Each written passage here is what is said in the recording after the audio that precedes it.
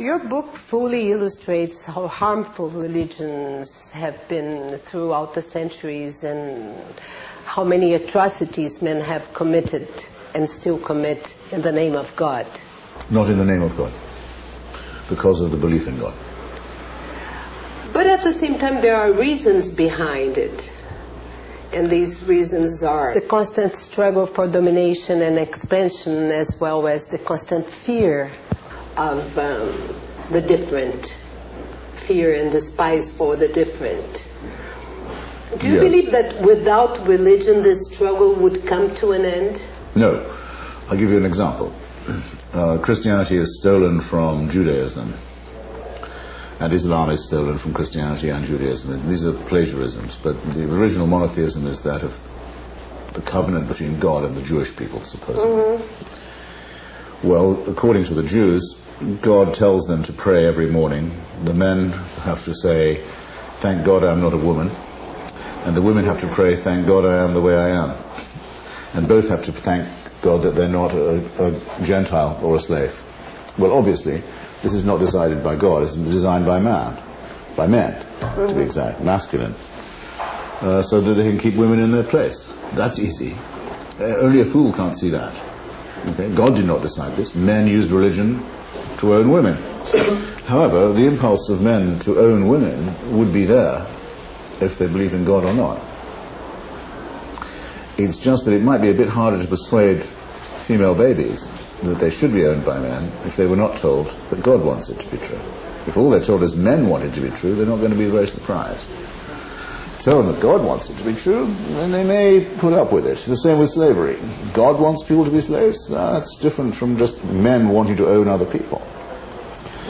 So that with the use of religion, the invention of the deity, you can disguise what would otherwise be obviously a man-made, ramshackle, hypocritical dictatorship.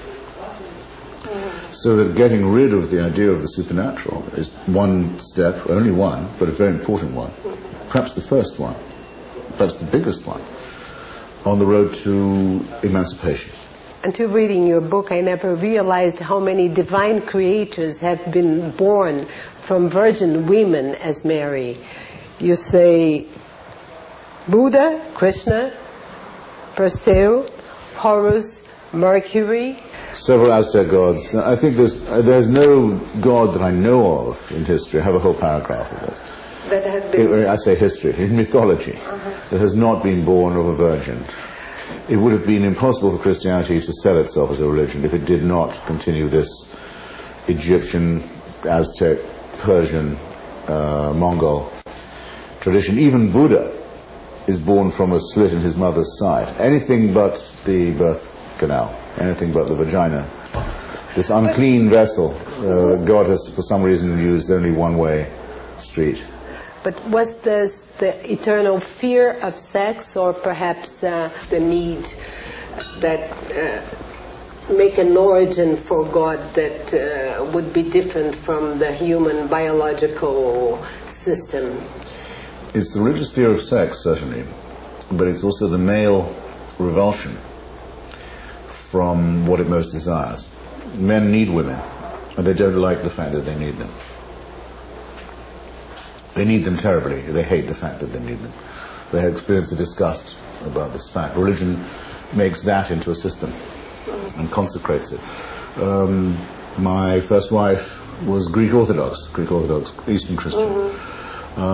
When she was having her monthly period, she wasn't allowed to go to the church. Certainly not to take the sacrament of Mass. I think that used to be true, at any rate, of the Western Orthodox, the Roman Catholic as well. It's certainly true of Judaism. And the revulsion from female menstrual fluids is very common, of course, also in Islam and in all other cults. This comes from human anthropology. It does not come from heaven. It does not come from the sky. It doesn't come from the planets. It doesn't come from the sun and the moon and the stars. It comes from the base, very primitive forms of human anthropology. It's the first thing to know about it.